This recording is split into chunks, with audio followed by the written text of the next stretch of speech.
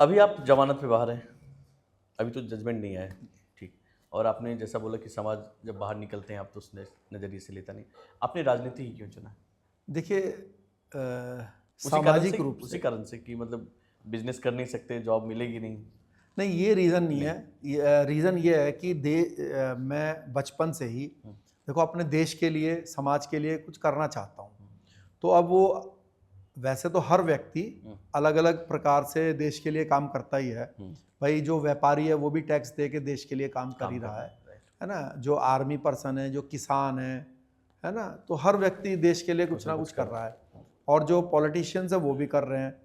तो अब क्योंकि सरकारी नौकरी लगने की तो मेरी उम्र नहीं है ना? और व्यापार भी मैं नहीं ठीक कर से सकते हैं आप तो। कर पा रहा हूँ। तो इसलिए मैंने अच्छा फिर देश को सबसे बड़े लेवल पे अगर आपको देश के लिए काम करना है, तो उसके 2 ही स्ट्रक्चर हैं, या तो आप सामाजिक नेता संगठन के रूप खोलो, में संगठन बना के काम एनजीओ करेंगे। वगैरह कुछ खोलो। हाँ, एनजीओ बनाएँगे या सामाजिक संगठन जी। बनाएँगे और या फिर जो है पॉलिटिकल ऑर्गेनाइजेशन से बनाएँगे। तो जो सामाजिक संगठन है या एनजीओज़ हैं, उनकी भी एक लिमिट है। वो क्या है किसी मुद्दे को उठा तो सकते हैं, लेकिन उसको सॉल्व तो सरकार ही करती है। बिल्कुल। भाई एज़ ए एनजीओ मान लीजिए आपने कहा कि भाई यहाँ पर प्रदूषण बहुत है और यहाँ पर 10 लाख पेड़ लगने चाहिए, तो आपकी तो लिमिट है ना? लेकिन सरकार की तो कोई लिमिट नहीं है, सरकार तो उसको कर सकती है। तो फिर आप क्या करोगे? उस अपने एनजीओ से एक एप्लीकेशन दोगे सरकार समझ गया, को। मुद्दा ही बना सकते हो, उठा हाँ, सकते हो, आंदोलन कर हाँ, लोगे और क्या आंदोलन कर कर सकते हो। और क्या तो करोगे आप? इसलिए मैंने सोचा कि भई हम आंदोलन करके अपने जीवन को स्वाहा कर दें। इससे अच्छा सरकार का हिस्सा बनें और देश के लिए, समाज के लिए अच्छे काम करें। तो उसके लिए मेरे पास ये भी ऑप्शन था कि मैं जो रनिंग पार्टीज़ हैं, पॉलिटिकल पार्टीज़, वहाँ के उसमें ज्वाइन से कर कोई लें। जॉइन कर लूँ। और लेकिन क्या है कि जो मेरे जो विचार हैं या विचारधारा है, उससे मुझे ऐसा लगा कि पूरी तरह से वो मैच नहीं कर रहा है या मैं पब्लिक से वो जस्टिफाई नहीं कर पाऊंगा। तो इसलिए मैंने अपने एक ऑर्गेनाइजेशन बनाई, राष्ट्रवादी जनलोक पार्टी। और हम लोग बिहार में, उत्तर प्रदेश में, उत्तराखंड में, हरियाणा में, दिल्ली में और कुछ अन्य राज्यों में हम लोग काम करते हैं और चुनाव लड़ते हैं। अभी तक हमारी पार्टी का कोई विधायक तो नहीं बना या सांसद नहीं बना, लेकिन जो नीचे के जो चुनाव होते हैं जिला पंचायत में या वार्ड मेंबर, ये सब हमारी पार्टी से हैं। कई लोग जीते हुए हैं। तो अभी समय आएगा, विधानसभा में भी जाएंगे पार्टी के लोग, लोकसभा में भी जाएंगे और देश की, धर्म की जो हमारी पार्टी का एक मैनिफेस्टो है, विचारधारा है, उसको वहाँ पे जाके रखेंगे। तो अब हर पार्टी अपनी एक मैनिफेस्टो लेके ही चलती है, तो आपकी मैनिफेस्टो में क्या की पॉइंट्स क्या हैं जिसको आप लेके चल रहे हैं कि अगर आप कल सत्ता में आते हैं, चाहे स्टेट में आ जाएं या सेंटर में आ जाएं या आपके एमएलए कुछ आ जाएं, तो हम किन बातों पे जोर देंगे सरकार के साथ में? देखो हम तो अगर मान लीजिए एक मतलब हर राज्य का वैसे तो अलग अलग मैनिफेस्टो बनता जी। है चुनाव के दौरान और अलग अलग एक मुद्दे कॉमन हैं। मैनिफेस्टो हाँ, होता है लेकिन नहीं कोई। अगर मैं बड़े स्तर की बात करूं, है ना, तो जैसे हम ये भी इच्छा रखते हैं कि भाई अखंड भारत का निर्माण हो अच्छा। पहले की तरह, है ना। तो ये हम इस थीम पे या इस विचार पर भी अपना वर्क करते हैं और अगर आरजेपी कभी सत्ता में आती है देश की, तो अखंड भारत के निर्माण के तरफ भी विचार करेगी, आगे बढ़ेगी। ठीक है। और डेवलपमेंट और कुछ ऐसे। डेवलपमेंट के लिए तो देखो क्या होता है कि अलग अलग समय पे अलग अलग जो रिक्वायर्ड चीज़ें होती हैं, है ना। जैसे कि आज के समय में टेक्नोलॉजी को लेकर ज़्यादा प्रायोरिटी है जी। बनिस्पत इसके कि भाई हम मान लीजिए डिफेंस में थोड़ा इन्वेस्ट करें। मतलब ये क्या होता है, ज़रूरत के हिसाब से, कंट्री के ज़रूरत के हिसाब से जो देश का पैसा है वो इस्तेमाल कहाँ करना है, वो उसी समय ही बताया जा सकता है। भाई आज की ज़रूरत कुछ और है, 10 साल के बाद ज़रूरत कुछ और होगी। तो जब हम सत्ता में आएंगे तो जो उस समय जनता के लिए, हमारे देश के लिए जो मुख्य ज़रूरत होंगी उस पर हम लोग फोकस करके काम करेंगे। ठीक है। अब कुछ सवाल एज ए पॉलिटिशियन मैं करना चाहूँगा आपने कि एक तो अभी देख रहे हैं देश में कई मुद्दे हैं, जैसे आपने बताया कि हम राम मंदिर बना था और आपने लड्डू बंटवाया। अब जब वो तो एक शेर सिंह राणा एक आम इंसान था जिसकी अपनी भावनाएं थी, लेकिन जब आप पॉलिटिकल पार्टी रिप्रेजेंट करते हैं, पूरे देश को रिप्रेजेंट करेंगे, और तब क्या आपको लगता है ये हर जगह मंदिर खोदना और मंदिर बनवाना कितना खोद लोगे और कितना कहाँ तक जायज़ होगा और क्या ये आपके एजेंडे में है? देखिए क्या है कि अभी इस पर बहुत चर्चा भी चल रही है। जी। जैसे जो आरएसएस प्रमुख हैं मोहन भागवत जी, उन्होंने ये बात कही कि भाई हर जगह पर हम मंदिर मस्जिद की खुदाई नहीं करवा सकते। और जो राम भद्राचार्य जी हैं उन्होंने कहा कि भाई मोहन भागवत जी को ये बयान नहीं देना चाहिए और ऐसा तो हम करेंगे। एक्चुअली में जो दोनों के डायलॉग्स हैं, जो दोनों की बातचीत है, वो आप इस तरीके से महसूस कीजिए कि जैसे एक बच्चा और एक पिता होता है, ठीक है, या एक राजा और एक प्रजा होती है। तो जो बच्चा होता है वो क्या करता है, जब किसी मॉल के अंदर जाते हैं पिता पुत्र, तो बच्चा क्या होता है, हर खिलौने को देख के जिद करता है, ये भी चाहिए, ये भी चाहिए। लेकिन जो पिता होता है वो उसको एक चीज़ दिला देता है, दो दिला देता है, लेकिन जब वो तीसरी भी डिमांड करता है तो वो ये देखता है कि यार अगर मैं इसको दिलाऊंगा तो मेरी पॉकेट अलाउड करेगी कि नहीं, ये मेरा जो भविष्य का जो वो है वो गड़बड़ा ना जाए। तो राम भद्राचार्य जी ने एक बच्चे की तरह बात करी, जैसे एक जिद्दी बच्चा होता है कि मुझे ये भी चाहिए, मुझे ये भी चाहिए।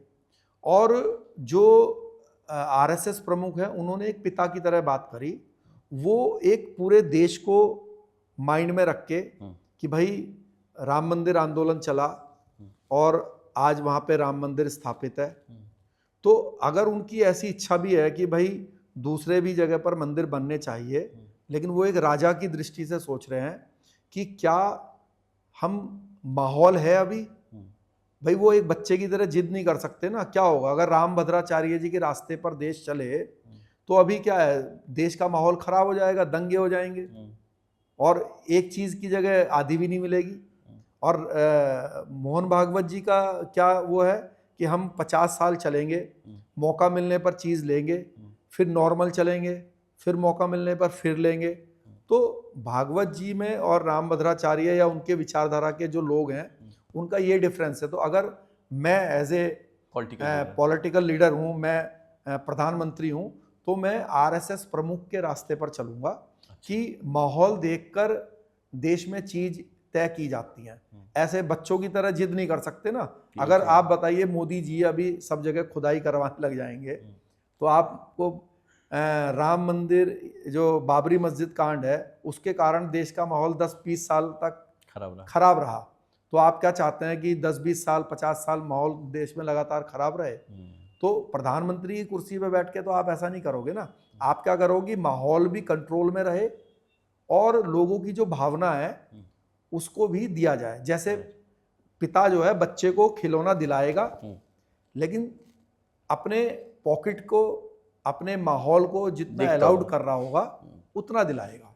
ये है। अभी एक और सवाल जो भी लगातार चल रहे करंट इशू, जैसे बांग्लादेश में जो हिंदुओं की स्थिति है, जी जी, और दूसरा मुद्दा ये भी कि बांग्लादेशी जितने इंडिया में हैं उन पे आपकी पॉलिटिकल पार्टी क्या स्टैंड लेंगी?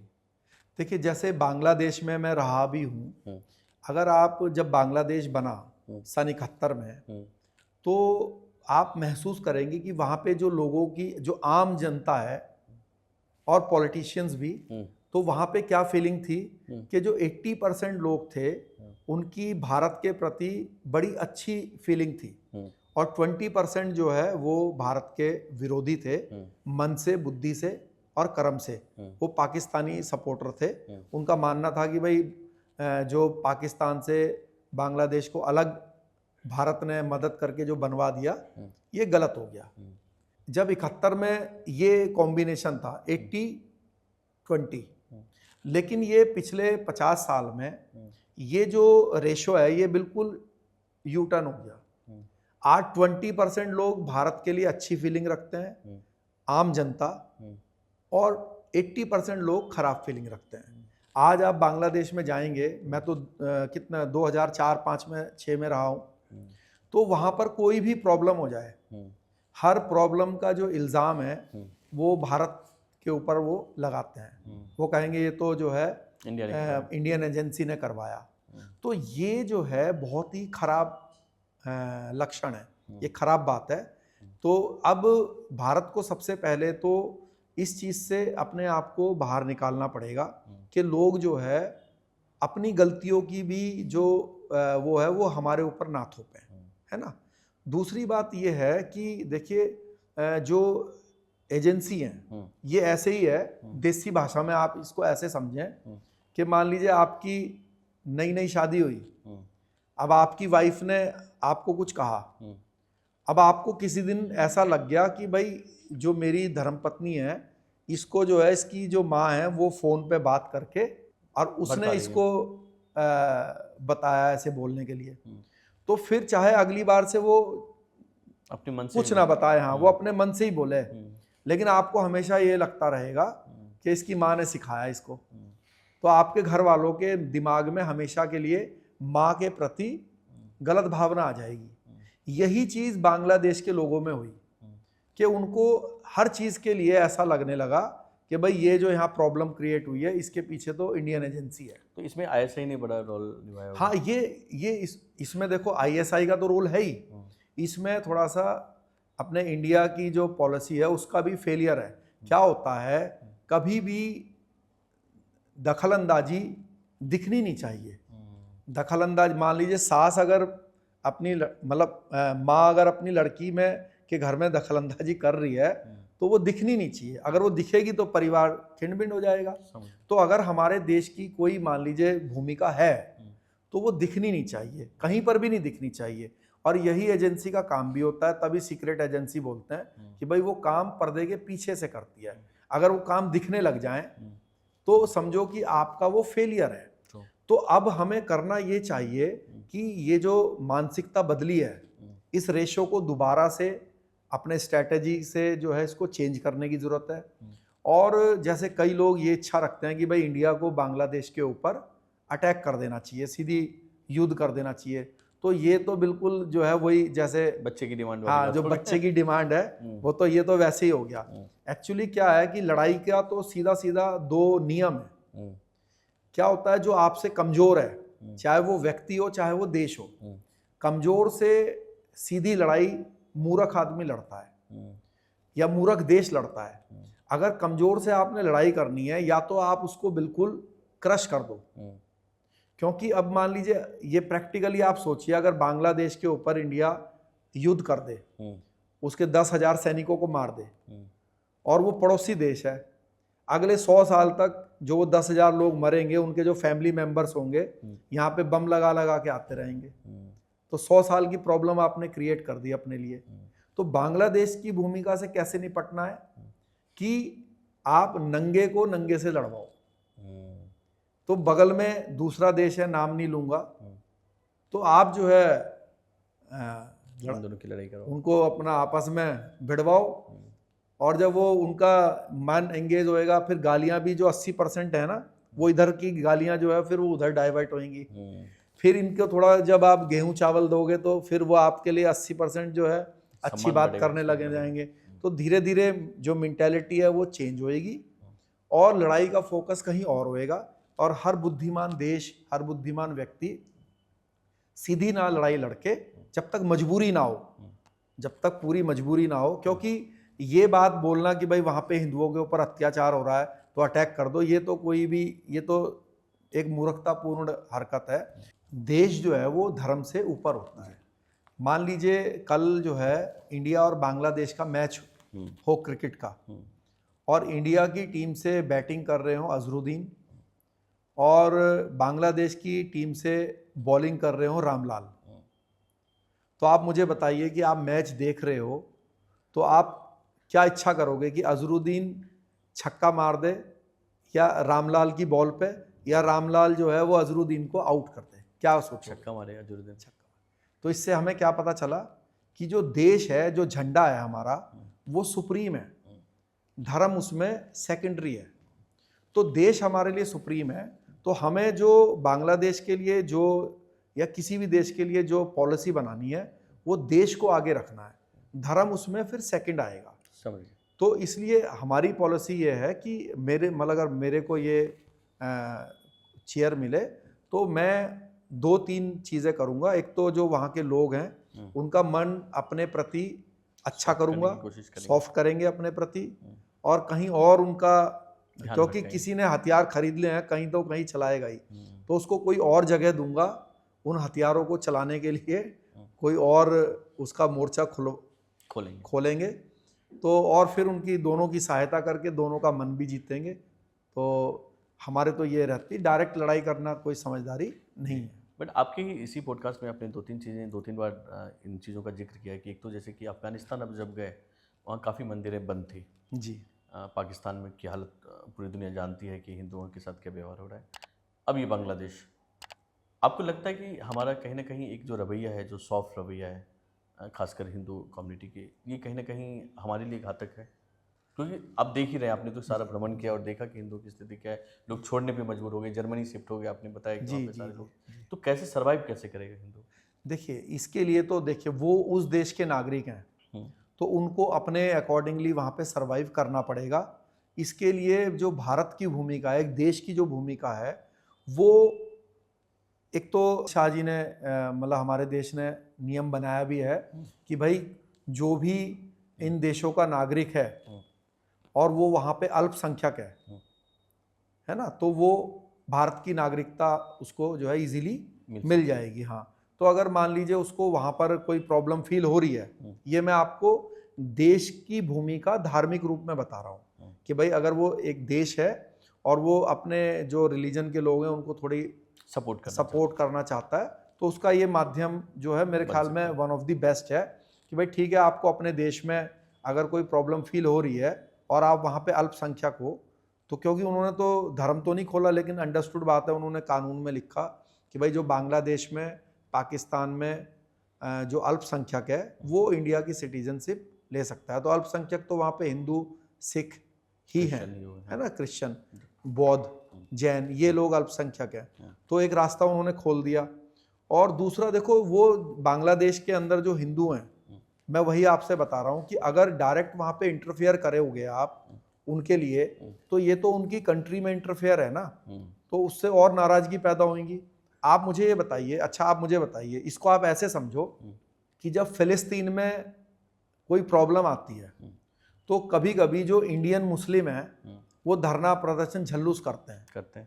तो जो भारत के लोग हैं वो क्या कहते हैं, भाई फिलिस्तीन में प्रॉब्लम हो रही है तो तुम्हें क्यों खुजली लग रही है, तुम्हें क्या प्रॉब्लम हो रही है, तुम तो यहाँ शांति से रह रहे हो ना। तो ऐसे ही जब मान लीजिए बांग्लादेश में प्रॉब्लम हो रही है और आप यहाँ पर मान लीजिए कोई मार्च या वो कर रहे हैं, तो फिर यानी कि आपने भी देश के ऊपर धर्म को कर दिया, तो फिर दूसरे भी कहेंगे कि भाई देखो, अब हिंदुओं को प्रॉब्लम हुई तो आपको भी प्रॉब्लम यहाँ हुई। ऐसे ही मान लीजिए कहीं दूसरे वर्ल्ड के दूसरे हिस्से में मुसलमान को प्रॉब्लम हुई, तो एज ए मुस्लिम मैं इंडिया में कर रहा हूँ। लेकिन तब हम क्या सोचते हैं कि भाई भारत आपके लिए पहले ही प्रायोरिटी होनी चाहिए। तो ऐसे ही हिंदू के लिए भी पहली प्रायोरिटी हमारा देश है, इंडिया है, और हम भारत की क्या पॉलिसी होगी, इसलिए हम बांग्लादेश से जीवन भर के लिए एक प्रॉब्लम क्रिएट कर दें कि वहाँ पे हिंदुओं को प्रॉब्लम हो रही, तो उसका रास्ता हम दूसरा निकालेंगे। भाई जिसको प्रॉब्लम हो रही है सरकारी रूप में उसको यहाँ पर आके आप बस जाओ, और अगर आप वहीं रहना चाहते हो तो आपका प्लस हर बांग्लादेशी को हम उसी निगाह से देख के अपने लिए पॉजिटिव माइंड क्रिएट करेंगे, किसी किसी प्रकार से जो भी तरीके हैं उसके। जी।